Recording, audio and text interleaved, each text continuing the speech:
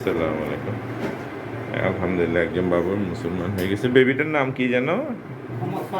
মোহাম্মদ ফায়েজ। Sandeep colony মনে হয় চট্টগ্রামে। হ্যাঁ, ফাদার আছে, উনি হুজুর মানুষ।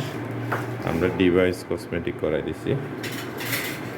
ওনার একটা সমস্যা ছিল বললেন না, রক্ত শূন্যতা ছিল টেস্টের মধ্যে। হ্যাঁ, হিমোগ্লোবিনটা কম ছিল, এই জন্য একটু ওনারা একটু ভয় পেয়েছিল। আমরা যেহেতু এখানে মেশিন ইউজ করি, মেশিনের কাজ হচ্ছে আমরা ব্লিডিং পয়েন্টগুলো করি। দেখছেন কোনো ব্লাড যায় না, একটু করে ব্লাড গেছে 2-3 ফোঁটা, এবং খুব সুন্দরভাবে করেছি ইনশাল্লাহ। যাদের রক্ত শূন্যতা আছে বা অন্যান্য প্রবলেম আছে, এইগুলি আমাদের কাছে করতে পারবেন ইনশাল্লাহ। বেবি এখন হাঁটে হাঁটে চলে যাচ্ছে। ফাইজের বয়সটা কত ছিল ভাইয়া? 9। জি, ওখানে বসেন, আমি আসছি।